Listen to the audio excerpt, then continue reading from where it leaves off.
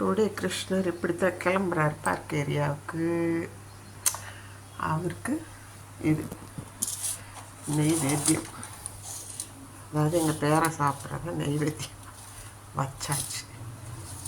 நீ தான் கொடுக்கணும், காலேஜில் லீவு. வாங்க சாப்பிடலாம். அவருக்கு என்னென்னா மஞ்சள் தண்ணி